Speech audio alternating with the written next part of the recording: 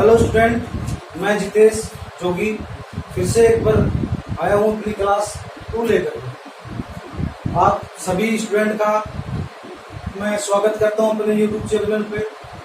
तो आज हम क्लास 2 में पढ़ेंगे कि हमने पहली क्लास में पढ़ा था अपना पहला ही लेसन जिसका नाम था वही व्यावसायिक स्वास्थ्य।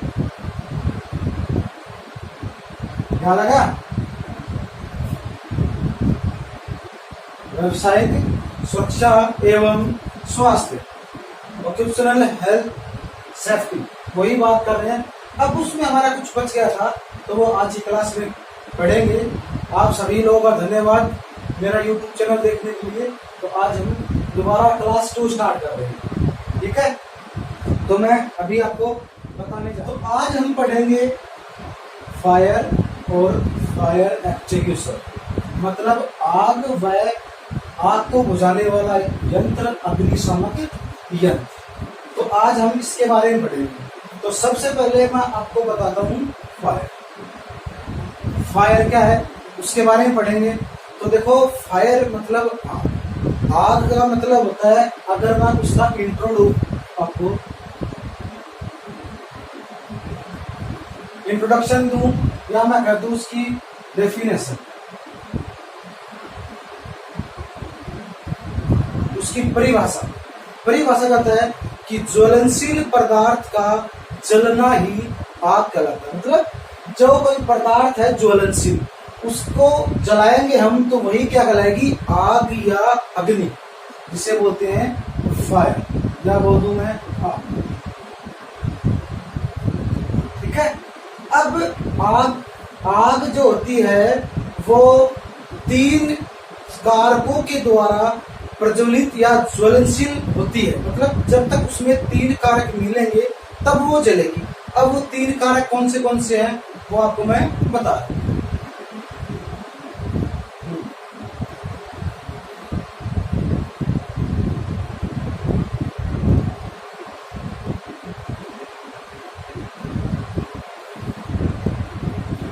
तो देखो, आग के प्रमुख कारक, मतलब आग किस किस के द्वारा लगती, तो आग के 3 प्रमुख कारण हैं। हम उसको समझ सकते हैं एक ट्रायंगल बना करके, त्रिभुज बना करके हम उसको समझ सकते हैं।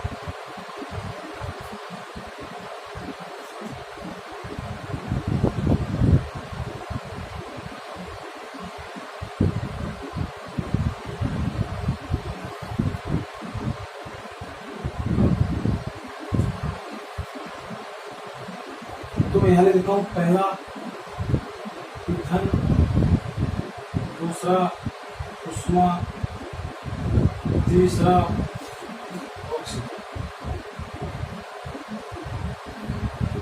और मैं इसमें भी लिखता हूँ ईंधन, उष्मा,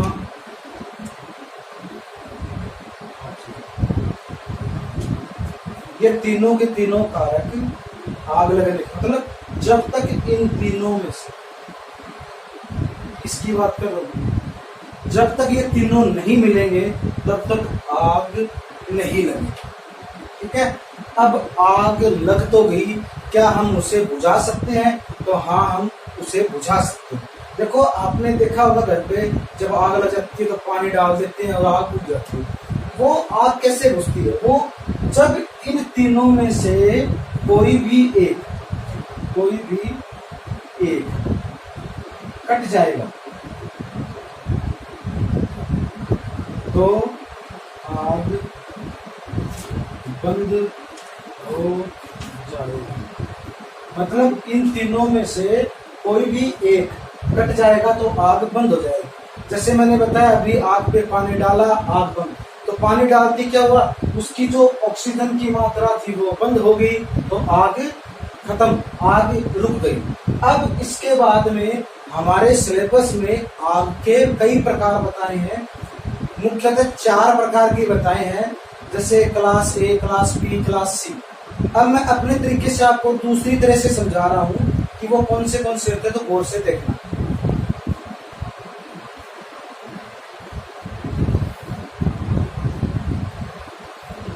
अब हम पढ़ रहे हैं आग के प्रकार। आग होती है 4 प्रकार की। एक नंबर होती है क्लास ए, या मैं बोल दूं श्रेणी ए। नंबर 2 होती है क्लास बी।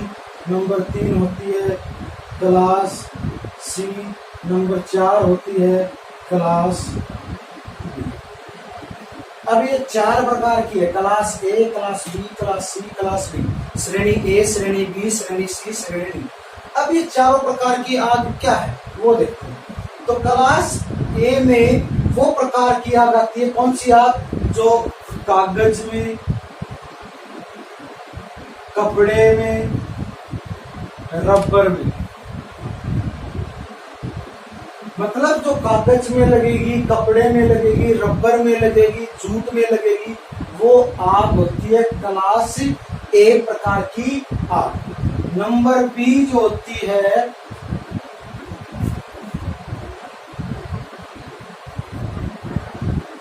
अब नंबर बी, क्लास बी प्रकार की आग है, वो लगती है जो जितने प्रकार के अपने द्रव्य हैं, जैसे पेट्रोल हो गया, डीजल हो गया, केरोसिन तेल हो गया, उन सब में लगने वाली आग क्लास बी श्रेणी की। और क्लास सी में आती है जितनी भी अपनी गैस है, जैसे मैं बात करूं एलपीजी लिक्विड पेट्रोलियम गैस, बात करूं सीएनजी संपीड़ित प्राकृतिक गैस, उस प्रकार की आग को क्लास सी श्रेणी सी प्रकार की आग में रखा गया। अब नंबर 4 की बात करूं क्लास डी श्रेणी डी प्रकार की आग में जितने भी दहनशील ज्वलनशील धात्विक पदार्थ है, जैसे सोडियम हो गया, पोटेशियम हो गया, मैग्नीशियम हो गया, ये सारे के सारे क्लास डी प्रकार की आग में सम्मिलित किए जाते हैं। अब एक बात और करता हूं मैं, जो अपनी विद्युतकार जो ट्रेड है उसमें जो आग का काम है उसकी बात कर रहा हूं। जैसे वैद्युतिक उपकरणों सर्किटों में लगी आग, कहने का मतलब बिजली में, बिजली से जो आग पैदा होगी वो भी हम क्लास डी में रखेंगे।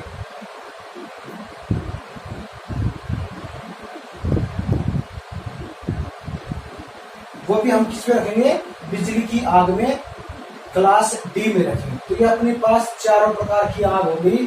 क्लास ए में कागज, कपड़े, रबर, क्लास बी में petrol, diesel, kerosene, class C में गैस एलपीजी होगी, सीएनजी होगी, क्लास डी में सोडियम, पोटेशियम, मैग्नीशियम और बिजली मतलब तारों में लगी आग। ये 4 प्रकार की हो गई। अब इन चारों प्रकार को मैं अलग नाम और देता हूं, जो आपने शायद सुने होंगे या नहीं भी सुने होंगे, उस हिसाब से भी हम पढ़ सकते हैं। अब वो क्या है मैं आपको बताता हूं।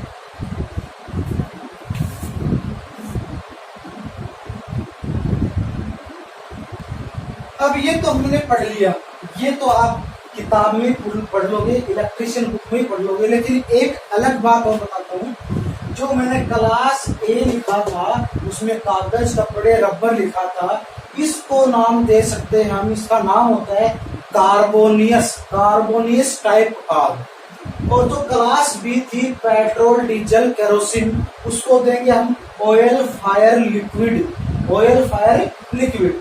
नंबर 3 क्लास सी, उसमें एलपीजी, सीएनजी जो गैस थी उसको नाम दिया मैंने गैस फायर। और क्लास डी को नाम दिया मैंने इलेक्ट्रिसिटी फायर।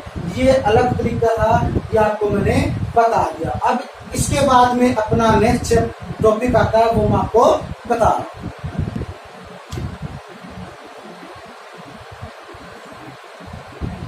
अब अपना नेक्स्ट टॉपिक चला अग्निशामक यंत्र। अब ये काम क्या आया, क्योंकि आग तो लग गई, अब आग को बुझाने का काम भी अपना।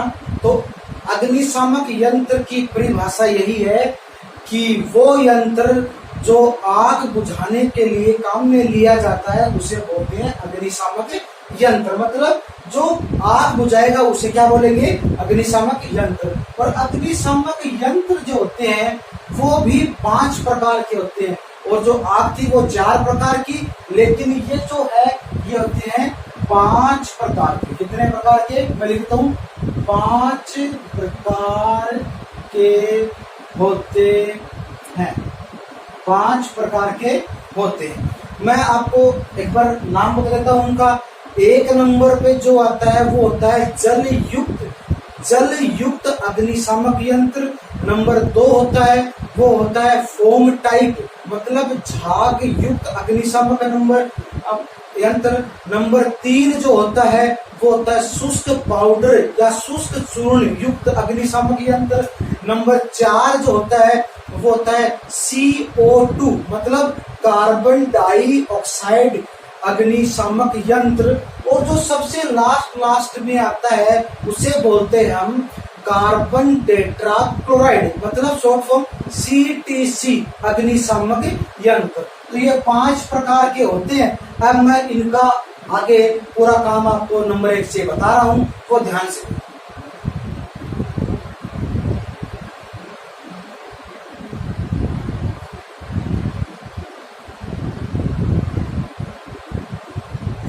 अब मैंने बताया नंबर 1 है जल युक्त अग्निशामक यंत्र। तो सबसे पहले इसमें भरा क्या जाता है, क्वेश्चन आ गया, इसमें भरा क्या जाता है, मतलब अग्निशामक यंत्र में क्या भरा जाता है। तो इसमें जो भरा जाता है वो होता है उच्च दाब, मतलब हाई प्रेशर, उच्च दाब के साथ जल भरा जाता है।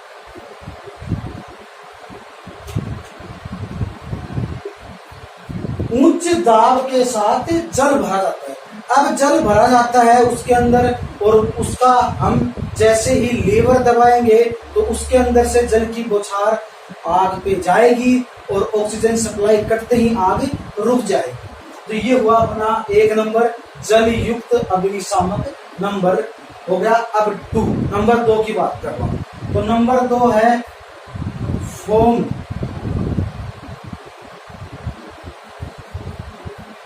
टाइप, या बोल दूं मैं झाग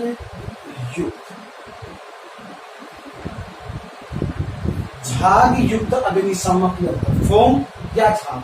अब झाग युक्त में क्या किया हमने, इसमें पहले नंबर में तो हमने जो था वो भर दिया, क्या उस दाब के साथ जल भर दिया। अब इसके अंदर क्या भरेंगे, तो इसके अंदर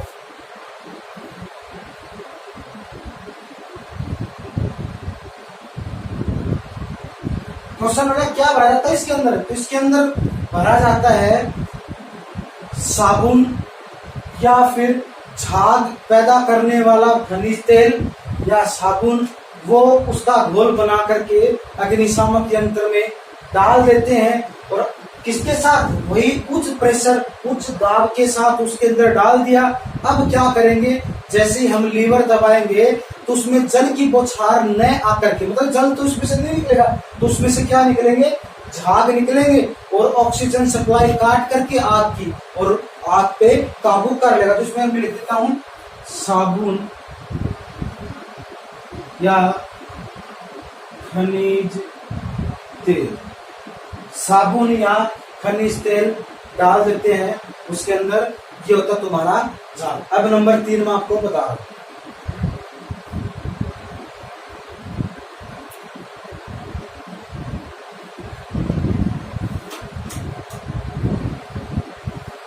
अब अपना नेक्स्ट नंबर 3 आता है शुष्क पाउडर या चूर्ण युक्त अग्निशामक यंत्र। अब वही बात है, अग्निशामक यंत्र में क्या भरेंगे, शुष्क पाउडर और चूर्ण भरेंगे, मतलब यहाँ चूर्ण शुष्क पाउडर की बात है वो भर देंगे। अब ये कैसा होता है, क्या होता है, तो सबसे पहले क्वेश्चन बनता है क्या भरा जाता है, ठीक है। तो मैंने बता दिया आपको, उसमें शुष्क पाउडर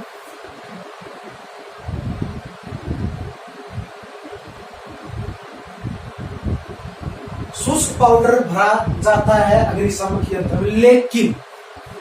लेकिन एक बात याद रखना, क्या कि जो ये शुष्क पाउडर है ये जलता नहीं है, मतलब ज्वलनशील नहीं होता। तो क्या होता है, ये आग पे काबू करने वाला पाउडर होता है, मतलब खुद ज्वलनशील नहीं होता। तो मैं लिख देता हूं आपको समझने के लिए, यह ज्वलनशील नहीं होता।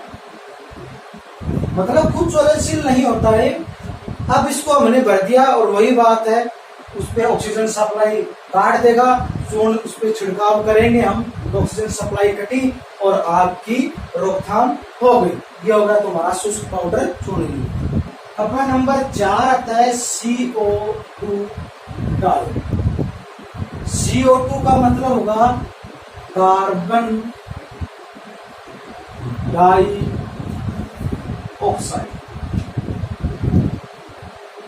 कार्बन डाई ऑक्साइड, CO2 का मतलब कार्बन डाई ऑक्साइड युक्त अग्निशामक यंत्र। तो क्वेश्चन अपना वही बना, क्या भरा जाता। तो ट्रेनिज मैं यही कहूंगा कि इसके अंदर एक नहीं 2 पदार्थ डाले जाते हैं। पहला जो है वो तो है सोडियम बाइकार्बोनेट। पहला तो है सोडियम बाइकार्बोनेट NaHCO3। पहला तो ये डाल दिया।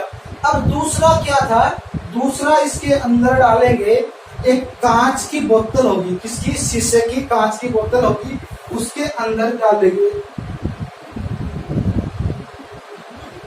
कांच की बोतल में तनु गंधक का अम्ल मतलब H2SO4।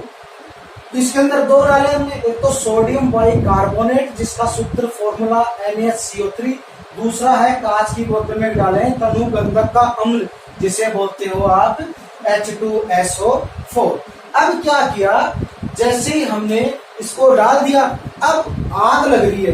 अब आग लग रही है तो ये जो होता है इसको क्या करते हैं, इस अग्निशामक यंत्र को उल्टा कर देते हैं और जैसे ही फर्श पर पटकते हैं तो वह शीशे की बोतल जो इसके अंदर डाली थी ये टूट जाएगी। और जैसे टूट गई तो आपको पता है इसके अंदर जो ये भरा है ये क्रिया करेगा किसके साथ, सोडियम बाइकार्बोनेट। तो कहने का मतलब सोडियम बाइकार्बोनेट क्रिया करेगा किसके साथ, H2SO4 के साथ क्रिया करेगा और जो आग लग रही है उस पे काबू पाया जाएगा। जैसे मतलब उसको कहने का मतलब आग की जो रोकथाम है वो बंद हो जाएगी।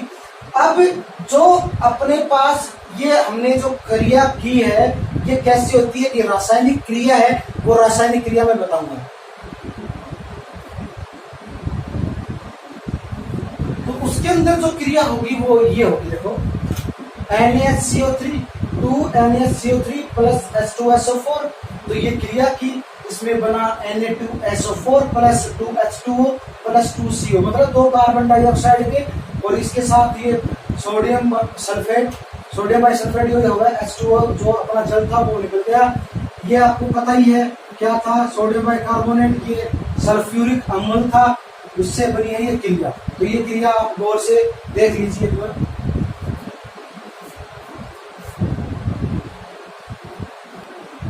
अब अपना जो लास्ट नंबर बच गया 5 था CTC। CTC का पूरा नाम है carbon tetra chloride. Carbon tetra chloride ये अपना नेक्स्ट 5 नंबर का अग्निशामक यंत्र कार्बन टेट्रा क्लोराइड। तो सबसे पहले इसके अंदर वही बात है, क्वेश्चन अपना भरते क्या है,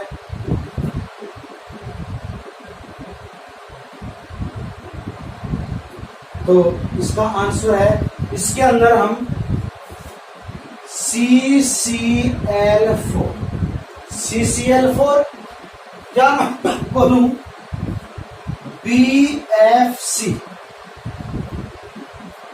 ये पदार्थ इसके अंदर भरा जाता है। मतलब उसमें CCl4 कार्बन टेट्रा क्लोराइड या बोल दूं BFC।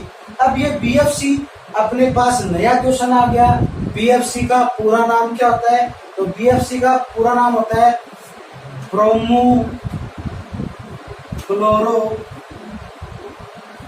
Die fluoromethane.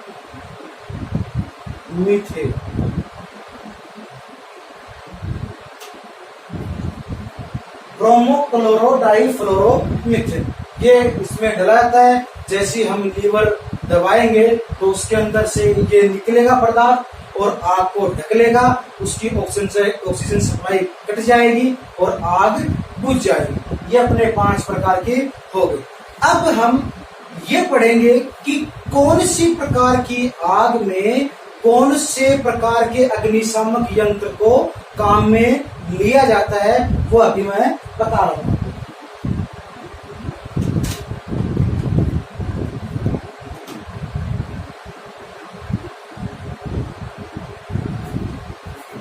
तो देखो मैंने सारणी बनाई है इस तरह, तो हमने इस साइड में लिख दी आग, इस साइड में लिख दिया मैंने अग्निशामक यंत्र। तो दोबारा सुनो, श्रेणी ए प्रकार की आग को जल युक्त अग्निशामक यंत्र से बुझाएंगे।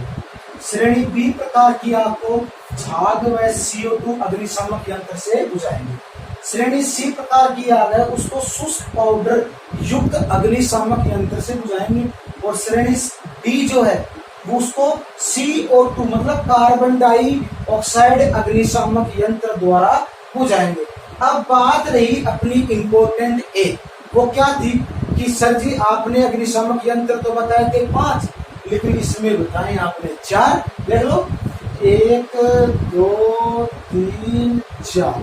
अब अपना 5 नंबर का बचा है कार्बन टेट्राक्लोराइड। तो सबसे पहले एक मैं नोट जिसे बोलते हैं वो बता रहा हूं।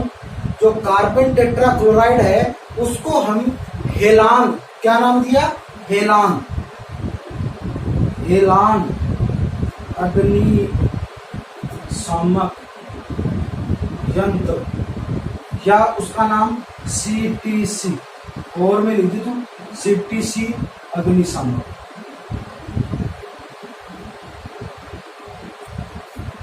हेलान अग्निशामक यंत्र, CTC अग्निशामक यंत्र। अब ये काम क्या आता है, तो ये काम आता है ओल। ये अपना एक इंपॉर्टेंट क्वेश्चन था कि CTC का दूसरा नाम हेलान अग्निशामक यंत्र, और ये सभी प्रकार की आग को बुझाने के लिए काम में लेता है। ये अपनी होगी अग्निशामक यंत्र और आग। एक बार आप इसे देख सकते हैं गौर से।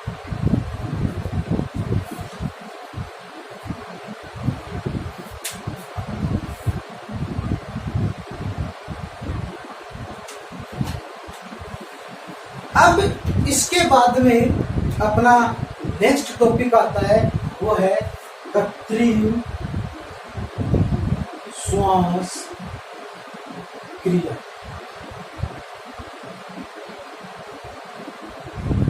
कृत्रिम श्वास क्रिया, कृत्रिम श्वास क्रिया, आर्टिफिशियल रेस्पिरेशन, वो क्या होता है उसके बारे में पहले मैं आपको इसका इंट्रो देता हूं कि कृत्रिम श्वास क्रिया जब व्यक्ति बेहोश हो जाता है तो उसको दूसरे व्यक्ति के द्वारा कृत्रिम रूप से श्वास देने की प्रक्रिया ही कृत्रिम श्वास क्रिया कहलाती है। जब व्यक्ति को किसी प्रकार का इलेक्ट्रिक शॉक लग जाता है, वो बेहोश हो जाता है, तो इसी के द्वारा हम उसे होश में लाने की कोशिश करते हैं। तो यह जो होती है ये 4 प्रकार की होती है। नंबर 1 जो है वो है सिल्वेस्टर विधि। नंबर 2 जो है वो है शेफर विधि।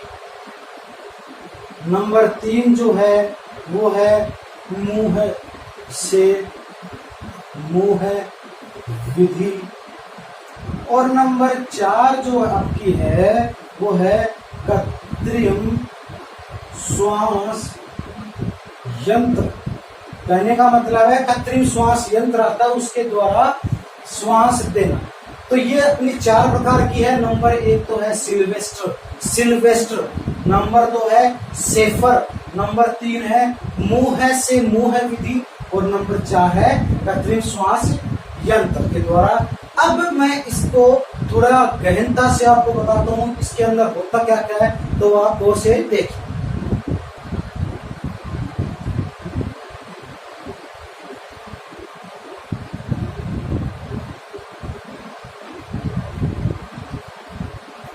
अब चारों विधि होगी, तो चारों विधि को करने का तरीका क्या है?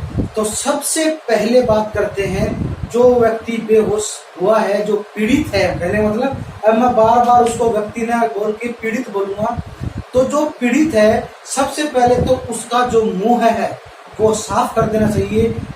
क्यों? क्योंकि वो गुटखा खा रखा हो या फिर उसने किसी प्रकार का अन्य प्रकार का धूम्रपान, बीड़ी, सिगरेट, खैनी वैनी, सुपारी हुई, गुटखा हुआ खा रखा हो, तो सबसे पहले उसको निकाल दे, जिससे उसकी किसी प्रकार की श्वास प्रक्रिया, गले में किसी प्रकार की तकलीफ ना हो। फिर दूसरी बात कहूंगा कि जब जहाँ पे उसको लेटा रहे हैं हम, उसके चारों ओर जो भीड़ इकट्ठी हुई है उनको दूर कर दे, क्योंकि पीड़ित को खुले वातावरण में रखना चाहिए जिससे उसको हवा मिल सके। अब नंबर 1 की बात करेंगे। नंबर 1 है सिल्वेस्टर विधि। सिल्वेस्टर विधि कब अपनाते हैं? जब व्यक्ति पीड़ित हो गया, मतलब पीड़ित जो है वो बेहोश हो गया, तो उस पर क्या क्या प्रभाव पड़ेंगे? सबसे पहले तो ये, तो सबसे पहले बात करेंगे उस जो पीड़ित है उसके सीने की ओर, मतलब उसके सीने की ओर छाले हो जाएंगे।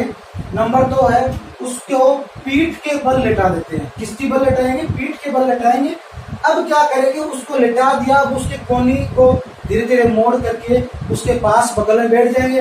अब अपने दोनों हाथों से जो पीड़ित है उसके सीने पर दबाव, प्रेशर डालेंगे, और यह क्रिया जो है कम से कम 10 से 12 बार करते रहेंगे, जब तक कि उसकी श्वास क्रिया सामान्य न हो जाए। तो ये तुम्हारा इम्पोर्टेंट भाग था कि सीने की ओर छाले होंगे और पीड़ित को किसके बल लेटाएंगे? पीठ के बल लेटाएंगे और उसके सीने पर दबाव डालेंगे। इतना 10 से 12 बार इस प्रक्रिया को दोहराएंगे जब तक कि उसकी श्वास क्रिया सामान्य नहीं हो जाए। ये तुम्हारी होगी सिल्वेस्टर विधि।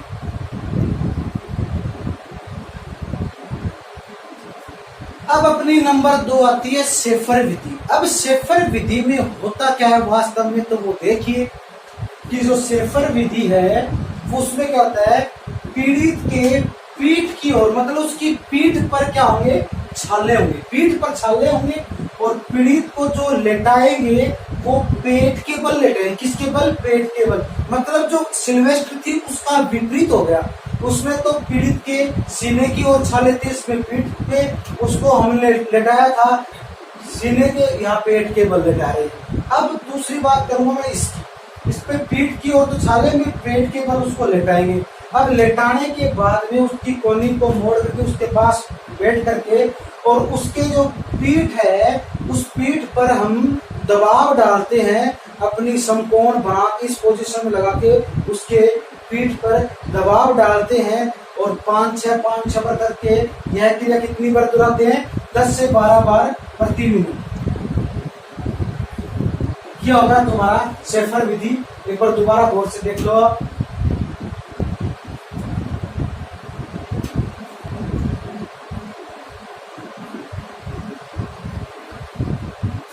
अब अपनी बात करेंगे नंबर 3 की। तो नंबर 3 आती है मुंह से मुंह विधि। मुंह से मुंह विधि, इसमें कोई ज्यादा कोई अलग काम नहीं है, बस काम ये है कि पीड़ित के मुंह में अपना मुंह लगा करके उसमें ऑक्सीजन, मतलब हवा प्रेशर के साथ डालनी है। तो सबसे पहले तो तुम्हें एक काम करना पड़ेगा इस विधि को अपनाने से पहले, कि जो पीड़ित है उसका मुंह है जो है वो अच्छी तरह साफ कर ले। अच्छी तरह से मतलब है कोई गुटखा खा रखा हो वो अच्छी तरह निकाल दे, क्योंकि आप हवा भरोगे उस प्रेशर के साथ जाएगा तो यहाँ पे वो अटक सकता है। इसलिए सबसे पहले उसका मुंह साफ कर दे। मुंह साफ करने के बाद में उसे खुले वातावरण में पीठ के बल, पीड़ित को पीठ के बल लेटा देते हैं। अब उसके पास में बैठ करके अपने मुंह से पीड़ित के मुंह में हवा भरनी है, लेकिन हवा भरने से पहले जो पीड़ित है उसके मुंह पे महीन कपड़ा डालना। तो कहने का मतलब क्या है, जो पीड़ित है उसके मुंह पे एक महीन जालीदार कपड़ा डाल देंगे और फिर अपना मुंह लगा करके प्रेशर के साथ उसके मुंह में हवा भरेंगे। ठीक है, ये होगी तुम्हारी मुंह से मुंह विधि। ये भी कितनी बार करनी है? 10 से 12 बार, और तब तक करनी है जब तक कि उसकी श्वसन क्रिया सामान्य नहीं हो जाए। अच्छा, अब ये होने के बाद में एक इम्पोर्टेंट बात ये है, मैं नोट से बता देता हूं आपको कि इस विधि का दूसरा नाम भी है, और दूसरा नाम है लाबोर्ड विधि।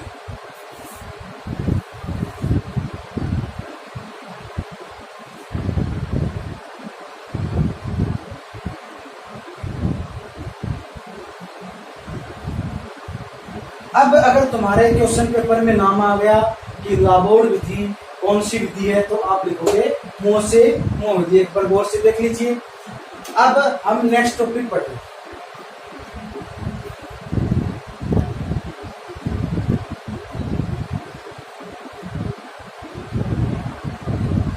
अब अपने नंबर नेक्स्ट जो था 4 नंबर, वो है कृत्रिम श्वास यंत्र के द्वारा ये विधि अपनाना। ठीक है, कृत्रिम श्वास देना। अब ये कैसे होती है?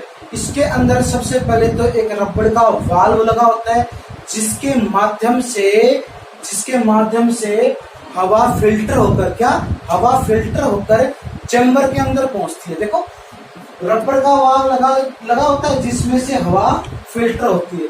अब इसके अंदर एक इनलेट और एक आउटलेट, एक तो इनलेट एक आउटलेट वाल्व लगा होता है, इनलेट और आउटलेट वाल्व लगा होता है, जिसे हम अगर दबाएंगे, प्रेस करेंगे तो वो खुलेगा और बंद, मतलब ऑन ऑफ क्रिया उसके हो जाएगी।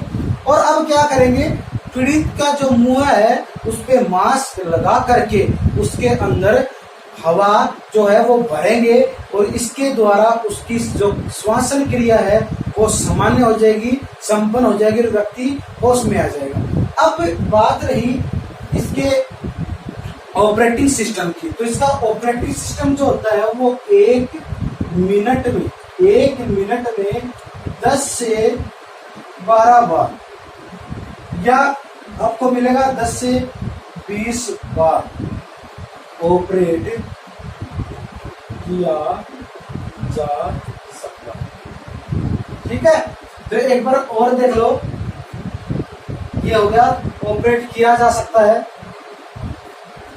इसमें एक रबर के अंदर एक इनलेट आउटलेट वाल्व लगे होते हैं, जो दबाने के साथ खुलते हैं और वो बंद भी हो जाते हैं। अब पीड़ित के मुंह पे मास्क लगा करके हवा को फिल्टर करके उसके शरीर के अंदर प्रवेश करवाया जाता है, और जो प्रवेश करवाते हैं, अब जो ये यंत्र जो है वो 1 मिनट में आपको 15 से 20 बार ऑपरेट किया जा सकता है।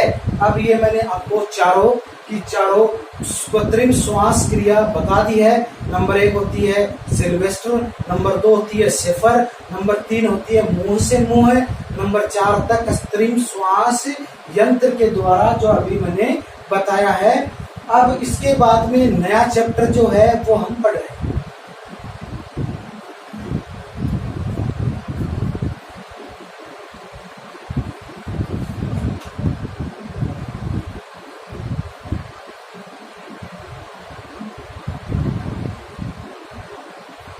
अब अपना जो नेक्स्ट टॉपिक आ रहा है वो है व्यक्तिगत रक्षक उपकरण, मतलब इसको इंग्लिश में बोलते हैं पर्सनल प्रोटेक्टिव इक्विपमेंट्स, और इसकी शॉर्ट फॉर्म जो है वो PPES होगी। अब देखो, PPES तुम्हारे पास क्वेश्चन एक बन गया, PPES की फुल फॉर्म, तो पर्सनल प्रोटेक्टिव इक्विपमेंट्स, अगर हिंदी में बात करें व्यक्तिगत रक्षक उपकरण। अब ये होता क्या है, मैं इसका इंट्रो देता हूँ। तो देखो, कार्यशाला लैब में हम काम करते हैं। अब कार्यशाला में कितनी भी सतर्कता जागरूक रह जाएं, लेकिन इधर उधर जो वस्तुएं, पदार्थ, अपशिष्ट पदार्थ जितने भी है वो पड़े रहते हैं, तो इनके कारण हमारे शरीर को किसी भी प्रकार की चोट, किसी भी प्रकार की हानि पहुंच सकती है। इसलिए अपने शरीर की सुरक्षा हेतु ये सारे के सारे जो व्यक्तिगत रक्षक उपकरण है ये अपनाए जाते हैं। अब ये व्यक्तिगत रक्षक उपकरण कौन से हैं ये आपको मैं बता।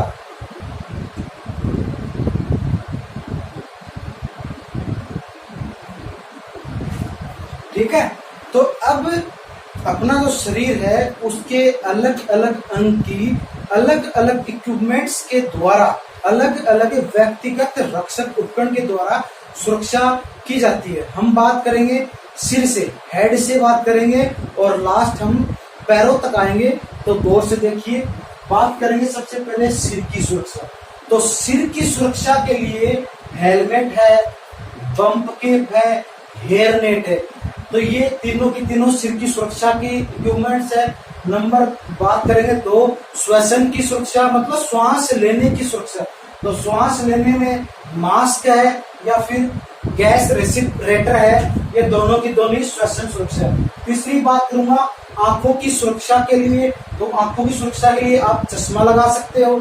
नेक्स्ट बात करूंगा चेहरे की सुरक्षा। चेहरे की सुरक्षा के लिए आप फेस शील्ड, एक फेस शील्ड होता है पूरे मुंह पे लगाने का, वो होता है फेस शील्ड। उसकी बात करेंगे। नेक्स्ट बात करूंगा मैं कानों की सुरक्षा, सुरण की सुरक्षा। उसके लिए आप ईयर वाल्व लगा सकते हैं या ईयर प्लग भी लगा सकते हैं। नेक्स्ट बात करूंगा मैं त्वचा की सुरक्षा। त्वचा की सुरक्षा के लिए काम आती है बैरियर क्रीम। बैरियर क्रीम आपने देखा होगा, मैच खेलते समय जो खिलाड़ी अपने मुंह पे क्रीम लगाए होते हैं, वो सारी की सारी कौन सी क्रीम है? Barrier cream. नेक्स्ट बात करूंगा मैं शरीर की सुरक्षा। तो शरीर की सुरक्षा के लिए आप एप्रिन भी पहन सकते हैं। नेक्स्ट बात करूंगा मैं हाथ की सुरक्षा। हाथ की सुरक्षा के लिए आप दस्ताने हैं, ग्लव्स है, लगा सकते हैं। नेक्स्ट बात करूंगा मैं पैरों की सुरक्षा। तो पैरों की सुरक्षा के लिए आप जूते हैं वो पहन सकते हैं। ये सारे के सारे पर्सनल प्रोटेक्टिव इक्विपमेंट्स है, आप इन्हें एक बार गौर से देख सकते हैं।